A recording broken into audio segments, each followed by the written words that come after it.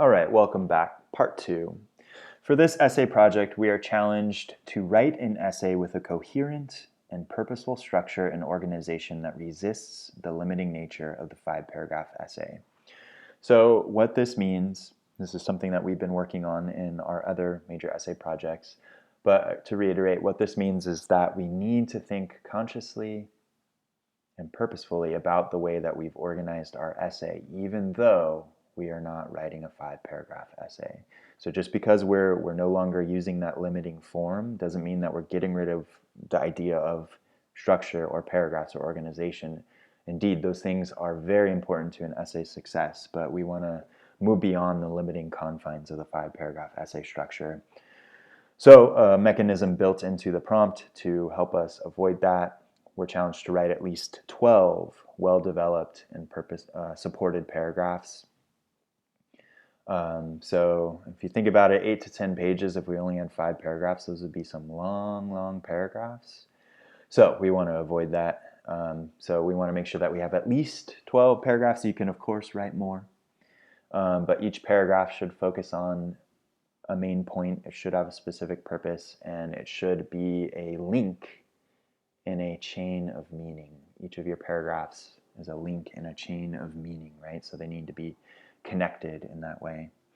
We're challenged to write an introduction that provides adequate background information for our readers to understand our topic, but still gets to the point. Don't worry about having a hook, because the hook is a cheesy concept left over from the 5-paragraph essay structure. Of course, I'm not suggesting we don't want to grab our readers' attention, but too often the hook was just manifested in 3 different ways. It would either be a question, have you ever thought about blah, blah, blah? Or some startling statistic, 1 in every 5 Americans has thought about blah, blah, blah. Or a quote, just some random quote that you found on the internet. According to Thomas Jefferson, Americans haven't thought about blah, blah, blah enough, or whatever the case is. I'm being goofy here, but I want us to make sure that we are using our introductions as a way to introduce our readers to our topic. So there's a lot of different ways to do that, but don't think about it in the 5-paragraph essay structure. So get to the point. We're challenged to cite at least 8 relevant and credible sources, 5 of which must come from the online databases from the library. So again, to reiterate, there's a separate video where I focus on showing you how to use those databases, so please check that out. But we want to make sure that we are indeed basing our ideas off of relevant and credible sources. 8, at least 8. You can have more. Don't overcrowd your essay with sources, but at least 8, and of those 8, 5 need to come from the library's databases. We're challenged to incorporate textual evidence from our selected sources, integrating quotations effectively, using signal phrases to introduce quotations, and providing context for our readers. So that word integrate, to integrate, means to build in to something in such a way where it belongs, right? So we want to make sure that the quoted material that we're including it's not just an afterthought where we're like, oh, I have to have 8 sources and quotations from these sources, and you just kind of throw them in there. No, they should very much be a part of your essay in that they help advance the discussion, they help complicate your thinking, they add to this chain of meaning, right? So ways to do that, we want to make sure that we are introducing them with signal phrases according to X, as X puts it, X states. Those are some examples of signal phrases, but there are a lot of different ways to do that. And we want to make sure that we're providing context for our readers, because chances are your readers have not read all of the sources that you're including. So you want to make sure that you're providing enough background information for these sources and quotations so that it makes sense to your reader. Because without that context, we're left in the dark and we may not know what the quotation is referring to, or what that source is about, or what the study was, connected to, or whatever the case is. But you want to make sure that you're filling your readers in. So imagine that some of your readers haven't read, or most of your readers haven't read all of the sources that you're including. So you need to provide us with some information there. We're challenged to put our sources into conversation with our own ideas. How can we synthesize these different sources with our own ideas? I really love this word. Say it out loud. Synthesize. Synthesize. Go on, say it. Synthesize. That's a great word. But what that word means, synthesize, to synthesize, or synthesis in its noun form, means to take pieces from different ideas or different concepts or whatever the case is, and combine them in such a way to create something new. So I like to use the analogy of baking to model the idea of synthesis. So when we are baking a cake, if we were to just lay all the ingredients on the counter, right next to each other, just because those ingredients go in a cake doesn't make them the cake when they're just right there on the counter, right? We need to combine the ingredients at the different amounts at different times, different temperatures. All these different factors go into it, and if we've done that process effectively, what we have at the end is our cake. So think of your ideas when you're synthesizing ideas in that way. So you're combining these different ingredients from your different sources to help you come up with that metaphorical cake, which is your essay, right? We're challenged to think about our audience and our purpose for writing this. What's our rhetorical situation? How does this influence the way we approach our essay? Remember that our tone should be invitational, not confrontational. So whenever we sit down to write, we find ourselves in what we call the rhetorical situation. So this is a phrase that we've been talking about since the start of the semester, the rhetorical situation. So what is your purpose for writing this? What are you trying to accomplish? What's your goal in this essay? How are you going to accomplish that goal? Who is your audience? So yes, I am your most direct audience member, but envision an audience that is much bigger than that. So, myself, but also your classmates, people who are also interested in this topic. You might even consider the different authors of the sources you're including as potential audience members. All of these different types of audience members who will read your essay have different sets of expectations and needs, right? So you want to make sure that you're addressing those needs and expectations of all of those different audience members. So again, we call that the rhetorical situation.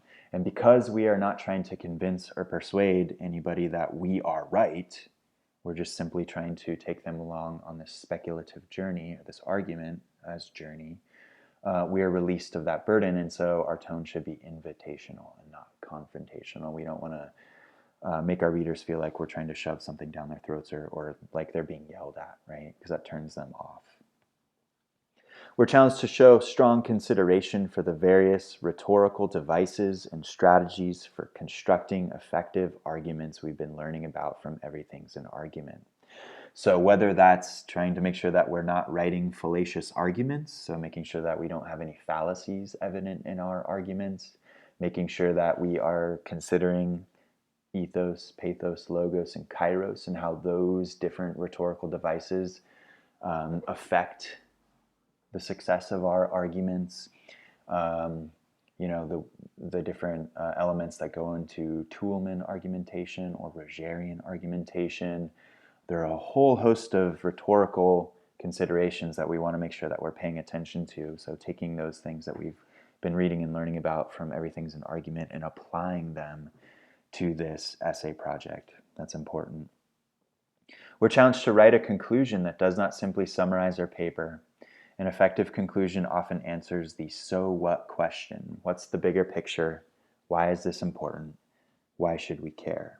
Okay, so an effective conclusion isn't just going to be a summary of the essay. So trust your reader to remember what they just read. Of course, you want to remind them of the point of your essay, but it shouldn't just be a summary.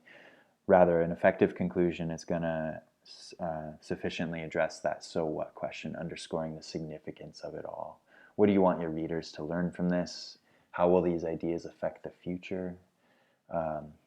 There's a whole lot of different ways that you can address this, but really underscoring the significance of this all. What's the bigger picture, etc. We're challenged to create a title that conveys the purpose of our paper and follows the title, subtitle pattern.